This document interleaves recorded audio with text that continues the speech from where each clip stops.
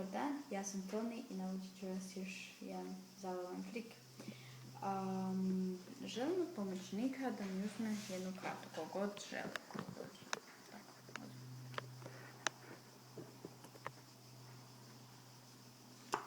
Ok, nemo mi je pokaži kameri. Ok, šta sad ja želim od njega? Te stavi na vrh. Molim te stavi na vrh. Ok, malo ćemo promiješati. Ja želim da pripremiš svoju kartu. Molim te pripremi. Ne kartu, oprosti, ruku.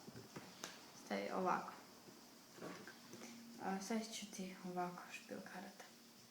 Malo čvršće drži, ne prejako. Hoće biti malo čudno, ali se... Ok, koja je ta karta koju ti držiš? Pokaži mi.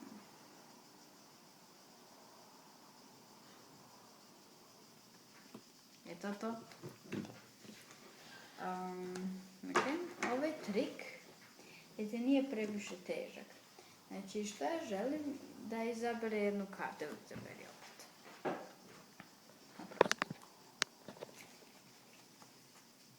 Izaberi kartu. Evo tu, na primjer. Pokaži kameri. Ok, što ja trebam? Trebam da je stavi na vrh. Stavi na vrh.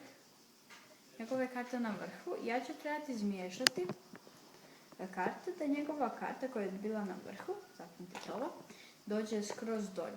Da dođe skroz dolje. Sad ću ja, znači samo trebate držati ovako. Ako ne znate kako se to radi, samo trebate držati špil i miješati. Držite ga.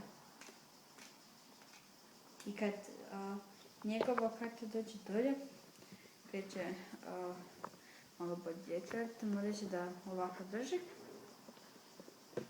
Ovako. Ok, zapamtite, njegova karta je skroz ispod. I kad ja pljesnem,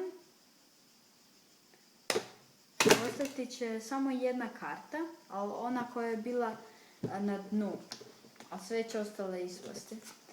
I to je taj trik. To je taj trik, zabavite se s njime, pokažite drugima. Eto. Bok.